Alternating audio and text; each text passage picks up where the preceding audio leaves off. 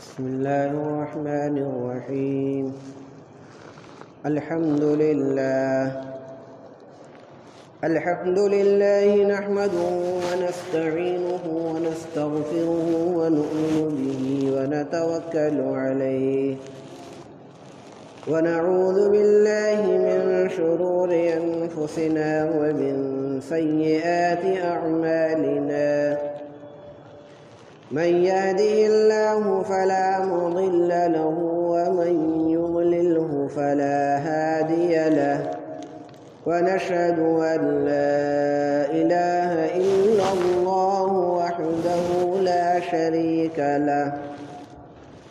ونشهد أن سيدنا ونبينا ومولانا محمدا عبده ورسوله أرسله بالحق بشيرا ونذيرا. أما بعد، فأعوذ بالله من الشيطان الرجيم. بسم الله الرحمن الرحيم.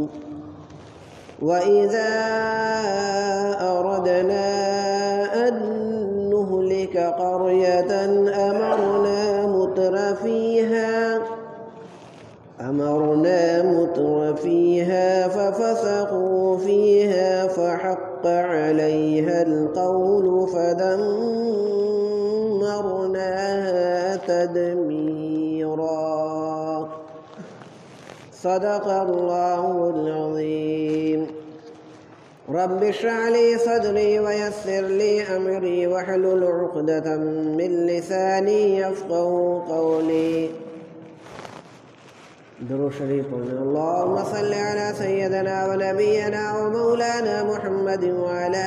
آل سيدنا ونبينا ومولانا محمد وعلى آله وأصحابه وسلم تسليما كثيرا كثيرا. محترم بھائیوں، بزرگوں اور دوستوں،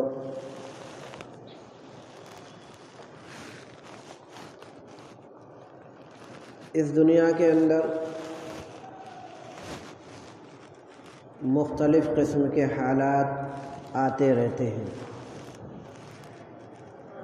اتنی بڑی دنیا ہے، بہت سارے ملک ہیں، اور دنیا کے سبھی ملکوں علاقوں میں کبھی اچھے، کبھی افسوسناک، کبھی خوشحال، ہر طریقے کے حالات آتے رہتے ہیں.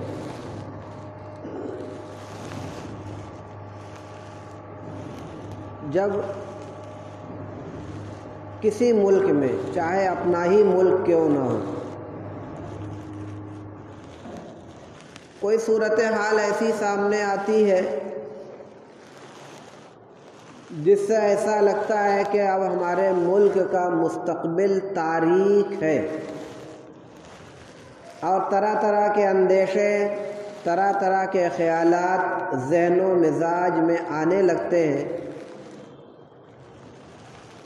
تو آدمی بالکل ڈرا سہما ہوتا ہے، اور اس موقع پر دو طرح کے لوگ سامنے آتے ہیں.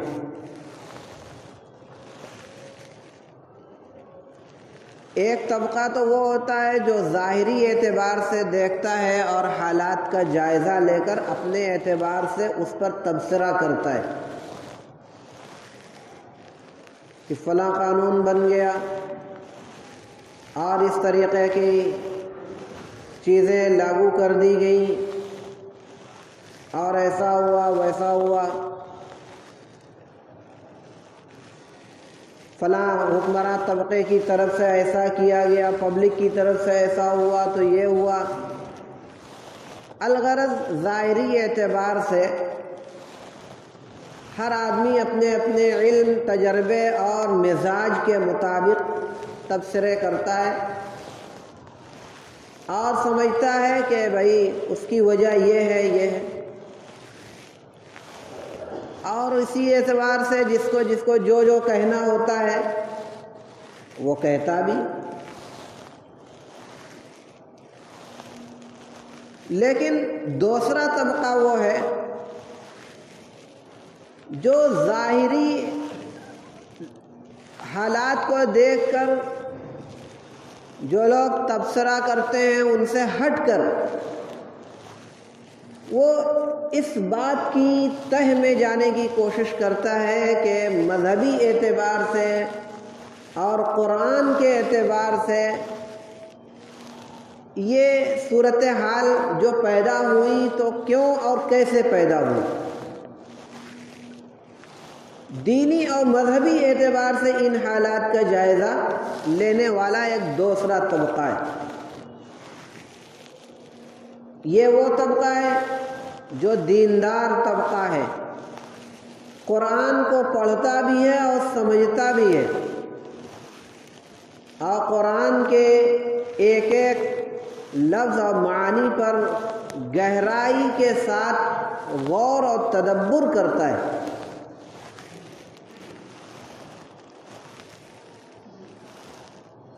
یہ وہ طبقہ ہے کہ اس نے قرآن کریم کے مقصد کو سمجھنے کی کوشش کی اور اسے اس بات کا احساس ہے کہ یہ قرآن اللہ کا پیغام ہے، اللہ کی کتاب ہے، اللہ نے جو کچھ بھی اس میں بیان فرمایا ہے وہ ہمارے لیے رہنمائی کی چیز ہے اور ہماری رہنما کتاب. لہذا ہمیں اس پر عمل کرنا چاہیے، غور و فکر کرنی چاہیے، اس کی آیتوں کے اوپر تدبر کرنا چاہیے. یہ اس طبقے کی خاصیت ہے. وہ قرآن کریم کو صرف اپنے ذاتی کام کے لیے استعمال نہیں کرتا بلکہ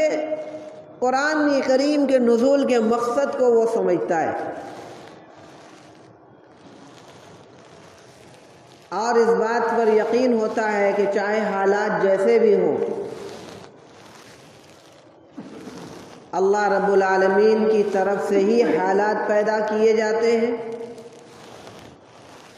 اور چاہے جتنے بھی سخت سے سخت اور بگڑے سے بگڑے ماحول اور حالات پیدا ہو جائیں، ان حالات کے اندر اگر تبدیلی پیدا ہوگی تو وہ قرآن ہی کے ذریعے سے پیدا ہوگی. اللہ کے احکام کو سمجھنے، قبول کرنے، اس پر عمل کرنے کے بعد ہی ان حالات کے اندر تبدیلی پیدا ہوگی. اور ان کا اس بات پر یقین ہوتا ہے کہ ہمارے نبی سرور کونین تاجدار دو عالم آقا و مولا حضرت محمد الرسول اللہ صلی اللہ تعالی علیہ وسلم کی حیات طیبہ رہتی دنیا تک کے انسانوں اور برادران اسلام کے لیے اسوہ ہے اور نمونہ ہے، اور اسے اس بات کا یقین ہے کہ چاہے جتنے سخت سے سخت حالات کیوں نہ ہو، ان حالات کے اندر تبدیلی اسی وقت ممکن ہے جبکہ ہم آقا کی تعلیمات و فرمودات و ہدایات کے مطابق ہم اپنی زندگی گزاریں. آپ کی زندگی اسوہ اور نمونہ ہر زمانے کے لوگوں کے لیے، مشکل حالات ہو، خوشحالی ہو، غربت ہو، پریشانی ہو، آسائش ہو، سکون ہو، امن و امان ہو، چاہے جیسے بھی حالات ہو، آقا کی رہنمائی، آقا کے اصول اور ضابطے پر چل کر زندگی گزارنا، اسی کے اندر عافیت اور خیر اور مسئلے کا حل ہے. کوئی مسئلہ ایسا نہیں ہے جس کا حل ہمارے یہاں نہ ہو. تو جو دنیا کے اندر اس طریقے کے بدترین حالات پیدا ہوتے ہیں، پریشانیاں آتی ہیں اور ان ساری چیزوں کو دیکھنے کے بعد ایسا محسوس ہوتا ہے کہ اب یہاں کا مستقبل بالکل خطرے میں ہے اور تاریک ہے۔ تو جب وہ دوسرا طبقہ جو بعد میں نے ذکر کیا کہ اس کی نگاہ قرآن پہ ہوتی ہے، اسلامی اصول پہ ہوتی، اللہ کے اصول پہ ہوتی ہے، اور قرآن کریم کا جب وہ سنجیدگی سے اور گہرائی سے مطالعہ کرتا ہے تو اس کو سمجھ میں یہ بات آ جاتی ہے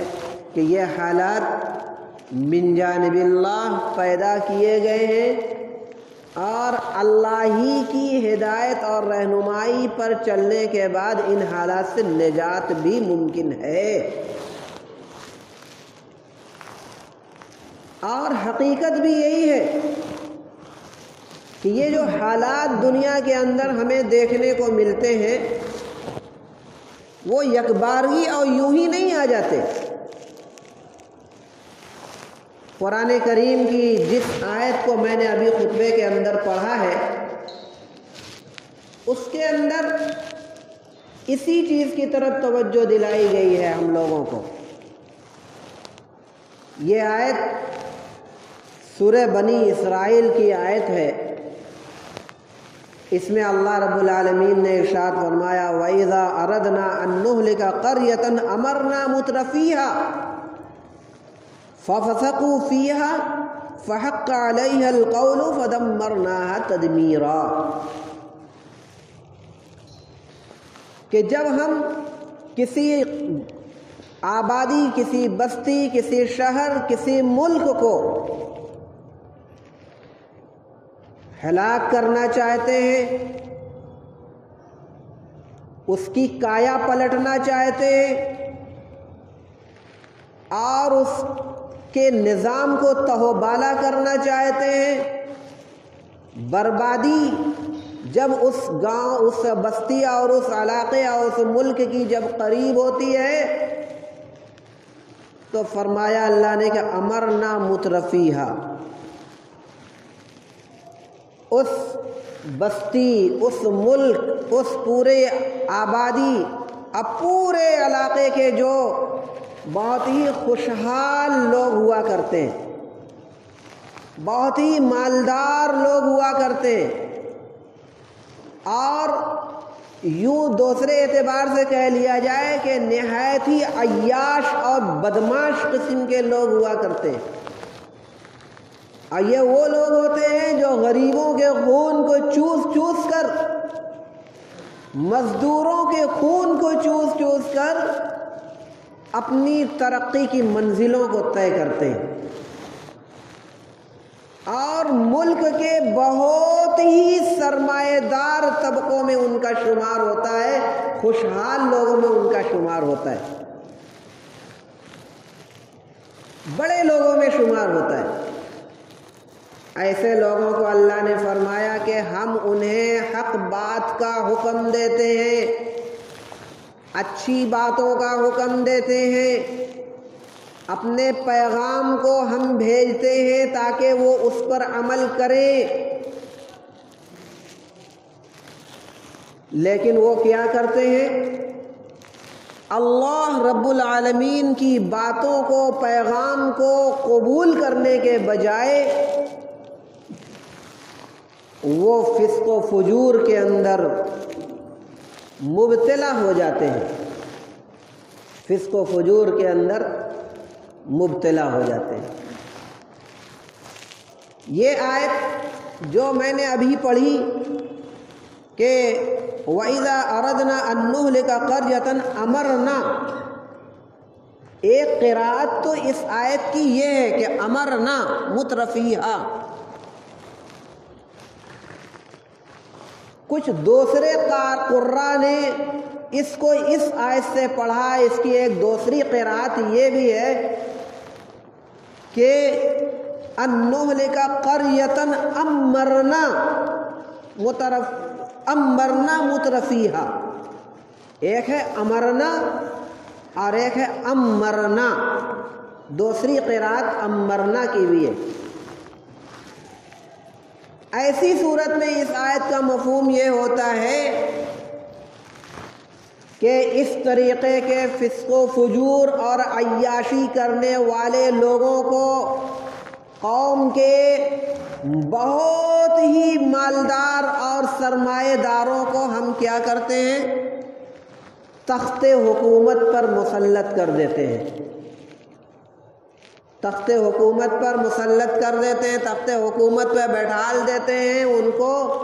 ان کے ہاتھوں میں حکومت کی باغ ڈور آ جاتی، ان کو حکمراں بنا دیا جاتا ہے۔ اور جب حکمراں بنا دیے جاتے ہیں تو پھر اس میں کیا کرتے ہیں؟ فسق و فجور کرتے ہیں، طرح طرح کی عیاشیاں کرتے ہیں، طرح طرح کی بدماشیاں کرتے ہیں۔ یہ نہیں سوچتے کہ یہ حکومت و سلطنت اللہ نے عطا فرمائی، یا یہ نہیں سوچتے کہ اللہ نے ہمیں مال و دولت سے نوازا تو کل کے دن ہمیں حساب و کتاب بھی دینا ہوگا، بلکہ وہ فسق و فجور کے اندر مبتلا ہو جاتے ہیں۔ یہ گزشتہ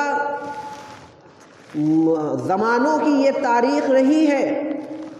آپ تاریخ کا مطالعہ کریں تو سمجھ میں آئے گا کہ اس طریقے کے ہلاکت کے واقعات رونما ہونے سے پہلے یہ صورتحال رہی،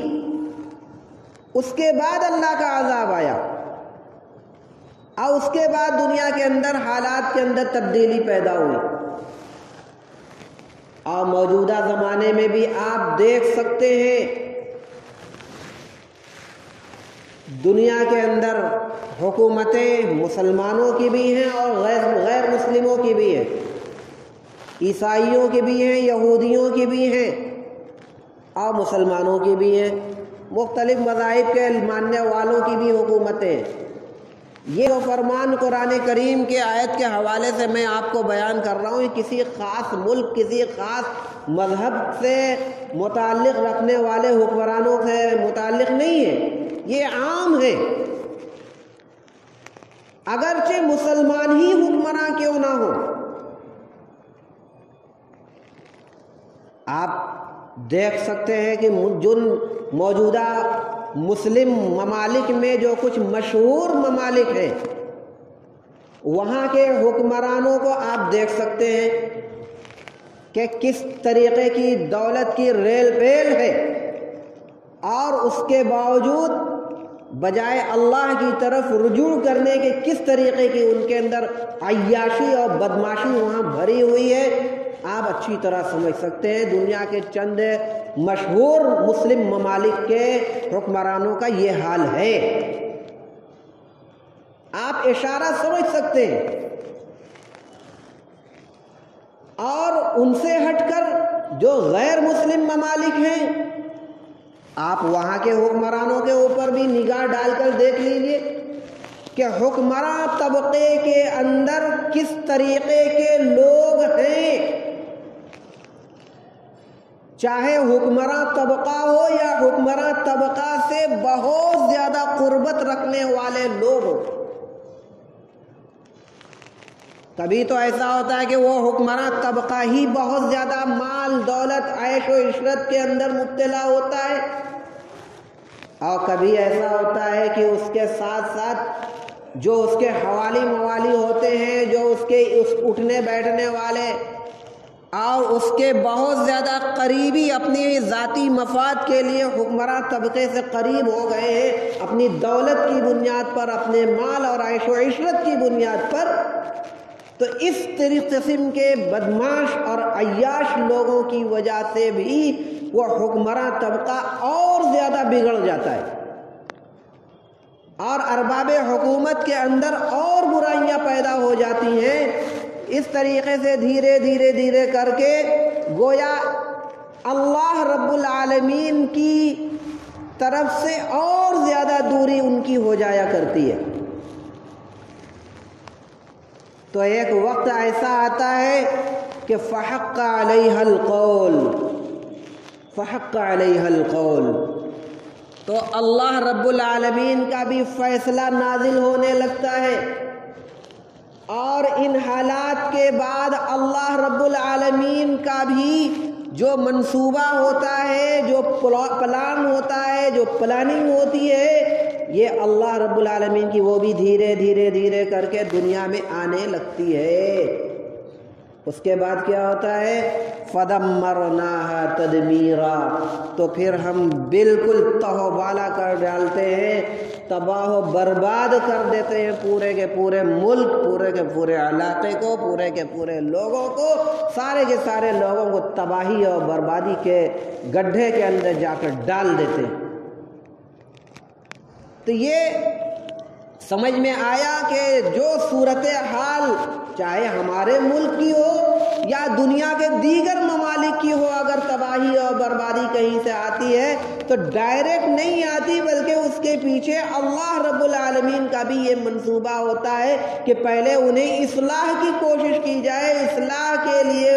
ان کے اوپر پیغام آتا ہے اور اصلاحی کوششیں ہوتی ہیں، سب کچھ ہوتا ہے۔ اس کے باوجود اگر یہ لوگ عیش و عشرت میں مست ہو کر عیاشی اور بدمعاشی میں مبتلا ہو کر اپنی زندگی گزارنے پر ہی وہ ترجیح دیتے ہیں تو پھر اللہ کا بھی عذاب آ کے رہتا ہے۔ تو میرے دوستو بزرگوں، مت جائیے دنیا کے کسی دوسرے ملکوں کے اندر، ہم اپنے ملک کے اندر رہیں اور اپنے ملک کی موجودہ جو صورتحال ہے، جو پریشانیاں مختلف قسم کے سے اس ملک کے باشندگان محسوس کر رہے ہیں، میں اس ملک کے باشندگان کہہ رہا ہوں، اس ملک کے مسلمان نہیں کہہ رہا ہوں، اس ملک کے باشندگان محسوس کر رہے ہیں، چاہے وہ اپنی مذہب کے اعتبار سے جس مذہب کے بھی رہنے والے ہوں، ہر مذہب کے لوگ اچھی طریقے سے یہ بات عیاں ہو چکی ہے کہ کسی نہ کسی طریقے سے کسی نہ کسی مسئلے میں بے قرار، بے چین، مضطرب ضرور ہے، لیکن ہم بھی اس میں مبتلا ہیں۔ اب جب ہم مبتلا ہیں بحیثیت مسلمان ہونے کے، اللہ کا بندہ ہونے کے اور رسول اللہ کا ایک امتی ہونے کے، ہماری ذمہ داری کیا ہے؟ ہماری ذمہ داری یہ ہے کہ ہم یہ مان کر چلیں کہ یہ خدائی فیصلے ہیں اور ہماری نگاہ ہے ان تاریخ کے اوراق پر اور واقعات پر کہ جب بھی اس دنیا کے اندر لوگوں نے اللہ رب العالمین کے حکم سے روگردانی کی ہے، اللہ کا عذاب آیا ہے۔ اللہ نے دنیا کے اندر، اللہ کی یہ بھی رحمت ہے کہ دنیا ہی کے اندر اللہ کچھ چھوٹے موٹے عذاب کے اندر مبتلا کر دیتا ہے کہ اب ہوش میں آ جاؤ، ورنہ اگر نہیں سنبھلے تو وہاں چل کر اور بڑے عذاب میں مبتلا ہونا پڑے گا۔ چنانچہ اس چھوٹے سے عذاب کے اندر لوگ مبتلا کر دیے جاتے ہیں تو پھر وہ توبہ، استغفار، مسجدوں کی طرف رجوع، دین کے احکام کے اوپر پابندی سے چلنا، یہ ہونے لگتا ہے۔ اور ان علاقوں کے اندر آپ نے دیکھا ہوگا جہاں عذاب الہی نازل ہوتا ہے، کچھ دنوں کے بعد وہاں کی جو مسجدیں ویران و سنسان رہا کرتی تھی وہ مسجدیں آباد ہونی نظر آتی، لوگ اللہ کی طرف رجوع کرتے ہیں، ان کا اس بات پہ یقین ہوتا ہے کہ یہ اللہ کا عذاب ہے، لہذا اللہ کی طرف رجوع کیا جائے، توبہ کیا جائے، دعاؤں کا اہتمام کیا جائے۔ لیکن اگر کوئی قوم چاہے مسلم ہی کیوں نہ ہو، اگر اس صورتحال کو دیکھنے کے باوجود اگر اپنی اصلاح نہ کرے، اللہ کی طرف رجوع نہ کرے، تو سمجھ لیا جائے کہ اللہ ہمارا محتاج نہیں، اللہ تو غنی ہے۔ ہم اگر اللہ کے قریب ہوں گے تو اللہ ہماری مدد فرمائے گا، اللہ ہماری سرپرستی فرمائے گا، اللہ ہمارے کام آوے گا۔ اور اگر ہم نے اللہ کی طرف رجوع نہیں کیا تو سمجھ لیا جائے کہ یہ اس طریقے کے جو حکمراں کی شکلوں میں اور بادشاہوں کی شکلوں میں اور ارباب حکومت کی شکلوں میں، ان ظالموں کی شکلوں میں جو یہ ساری چیزیں نظر آ رہی ہیں، یہ سمجھ لیا ہے کہ یہ عذاب الہی ہے، عذاب الہی، اور یہ تو کچھ نہیں، اگر صورتحال کے اندر ہم نے تبدیلی پیدا کرنے کی کوشش نہیں کی تو اس سے بڑھ کر 10 گنا 100 گنا بھی مصیبتوں اور تکلیفوں کے حالات پیدا ہو سکتے ہیں، اور بہت سخت دنیا کے اندر پریشانیوں اور مصیبتوں کا سامنا کرنا پڑ سکتا ہے۔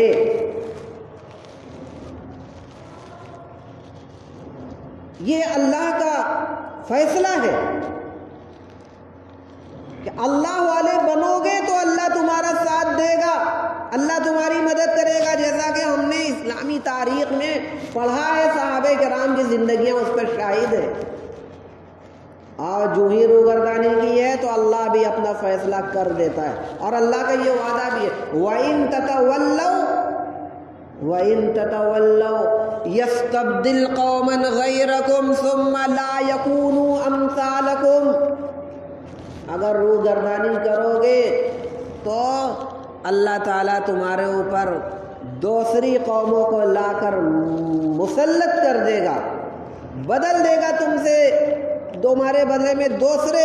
ظالم قسم کے لوگوں کو لا کر کھڑا کر دے گا، اور تم پھر دیکھتے رہ جاؤ۔ تو یہ جو صورتحال ہم دیکھ رہے ہیں، ہم مایوس نہ ہوں، پریشان نہ ہوں، بلکہ بس صرف ہم نے شروع میں کہا تھا کہ رہنمائی جب بھی ہوگی تو اللہ رسول کے تعلیمات کے اندر ہوگی، اللہ رسول کا دین کی تعلیمات ہی کے اندر عمل کرنے میں ہوگی۔ تو یہ ہمارے لیے رہنما اصول ہے، اور بتلائے گئے ہیں کہ تم اللہ کی طرف رجوع کرو، مایوسی کے شکار نہ ہو، دعاؤں کا اہتمام کرو، اللہ کی طرف لوٹو، مسجدوں کو آباد کرو، ذکر کرو،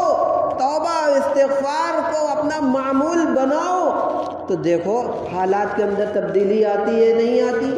یقیناً تبدیلی آئے گی، اور یہ مان کر چلے کہ یہ صورتحال اللہ کی طرف سے آئی ہے، اللہ ہی ختم بھی کرے گا انشاءاللہ۔ لیکن ہم اس لائق بنیں، اور ہم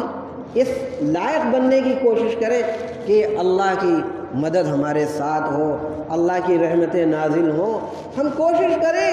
اس کے لیے ہمیں کچھ قربانیاں دینی ہوں گی، اور نفس کی قربانی دینی ہوگی، ہمیں اپنے نفس کو کنٹرول میں کرنا ہوگا، مسجدوں کو آباد کرنا پڑے گا، اور تیزی سے اللہ رب العالمین کی طرف متوجہ ہو کر دعاؤں کا اہتمام کرنا پڑے گا۔ اللہ رب العالمین سے دعا ہے ہم تمام لوگوں کو اپنی مرضیات کے مطابق زندگی گزارنے کی توفیق عطا فرمائے،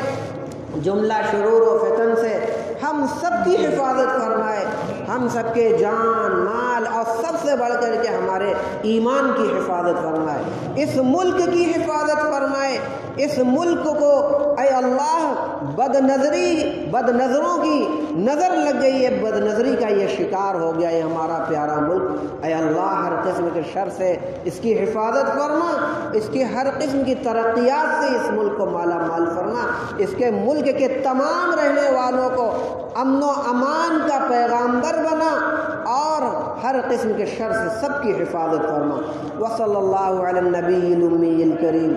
محمد وعلی آلہ واصحابہ اجمعین برحمتک یا ارحم الراحمین۔